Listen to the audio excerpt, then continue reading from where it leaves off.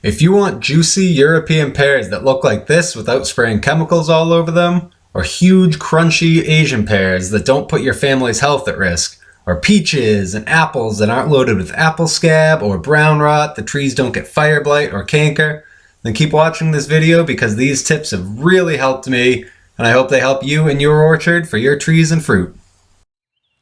All right, so if you've visited our plant nursery, you know that we plant a lot of trees like pawpaws, persimmons, mulberries, hazelnuts, chestnuts, walnuts, a lot of things that don't require additional maintenance or sprays, but I do love peaches, I love apples, I love pears and plums, but they can be very tricky to do organically.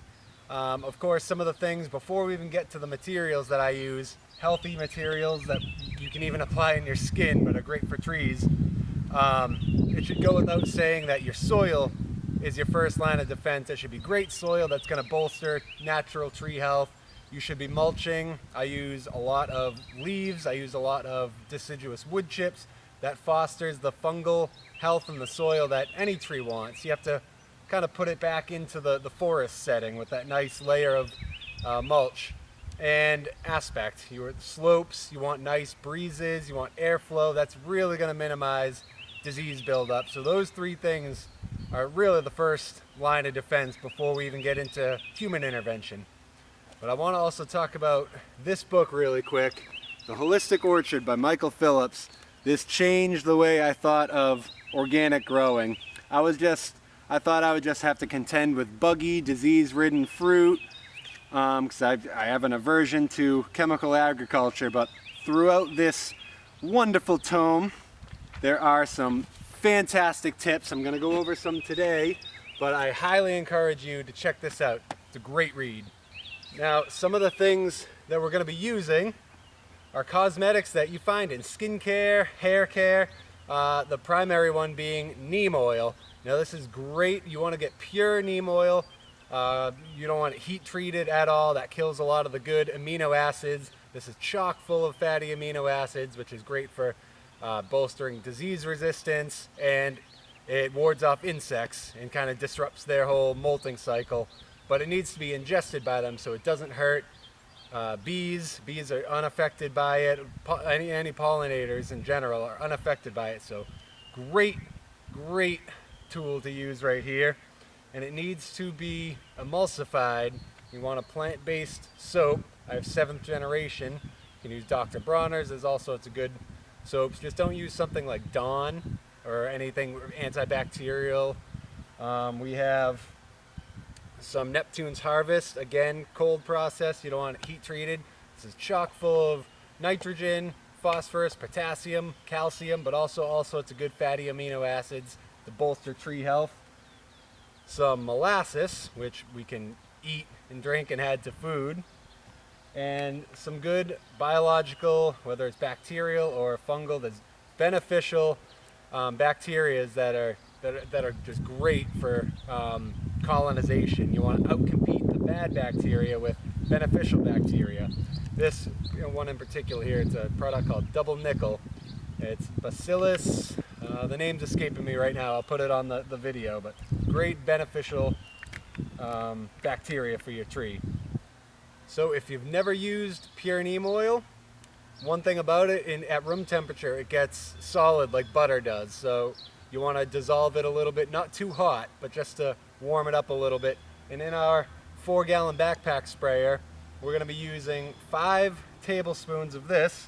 But first, this is an important note here. You want to mix it separately with your soap.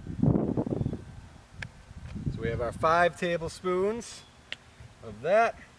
And per each 5 tablespoons, you add about a tablespoon of your soap. I feel like I'm doing like a baking show or something. And then that, before we mix it with any water, you just take the neem oil and soap together and mix it until it starts to form a little slurry. So you mix your neem oil and soap together on its own.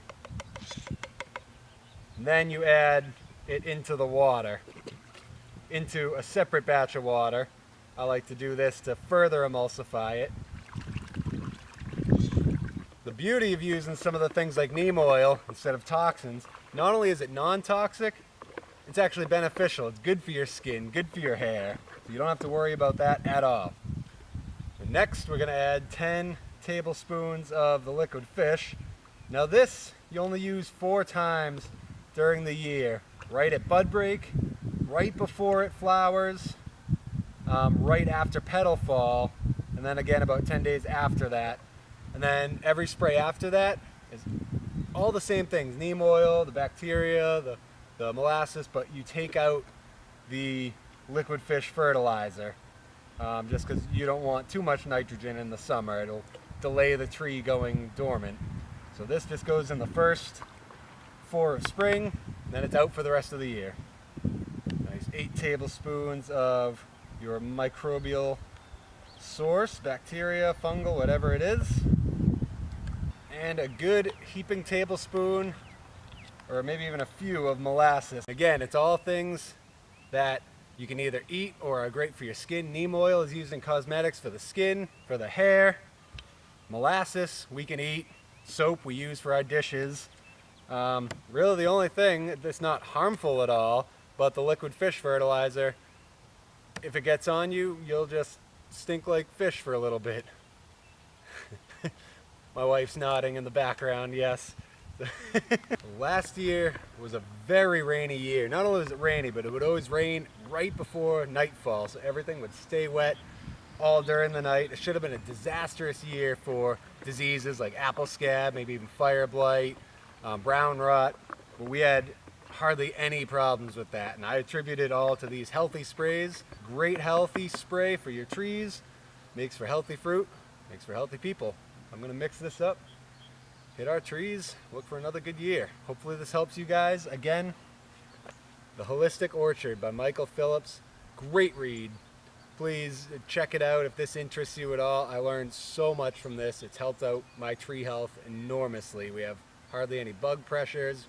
We'll be going into another thing that we do for some bugs. It's a clay treatment later in the year for pests like plum curculio, and I've had a lot of success with that. So check this out. Thanks for watching.